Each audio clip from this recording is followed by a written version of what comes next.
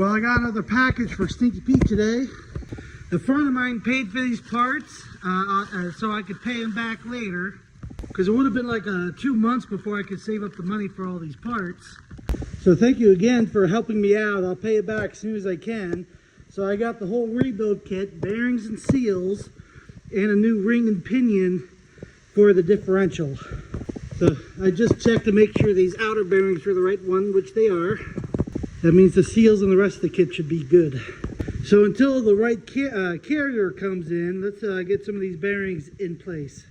Now what's going to save me a lot of work is by looking at what spacer is already right there between this bearing and yoke, or pinion, you know what I mean. The kit gives you a new washer, so I just got to figure out which one is the same thickness of what's already on there. You know, while I'm thinking of it, I might just heat this inner bearing race and get that off and just reuse that. Let's start heating it up. Man, just a little bit of heat and it just slides right off. So now I got the original spacer, or shim, like whatever you want to call it.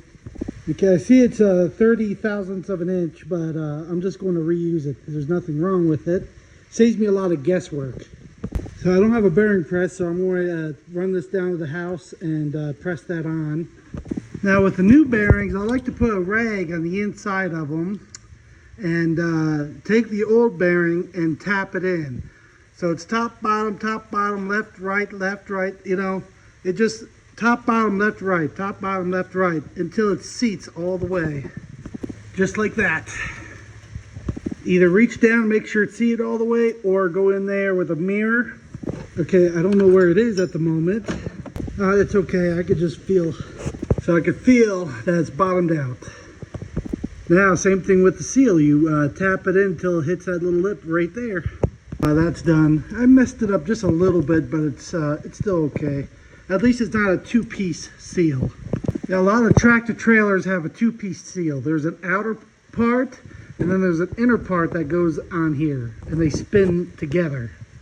So while the outer stays in place with the axle, the inner seal stays with the axle or spindle and spins with it. So you got rubber against rubber. But a lot of seals are just like this, you know, it just seals right against the smooth surface of the axle itself. This one's done. Now another way you could do these is putting these in liquid nitrogen or dry ice, and you could just slide them in that way. Cold shrinks, heat expands. Well, I got the new races put in, pressed in, you know what I mean. I also got the bearing pressed down onto the pinion. Got the yoke on, and all you do is just slowly tighten this up until you get the play out of it, forward and back, side to side. So it's pretty much all good to go. Just enough to tighten that up.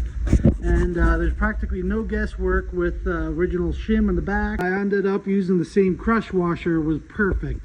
So now I'm going to put the threaded nuts back in. So those are in, ready to go. Now I just need the carrier, which should be here tomorrow.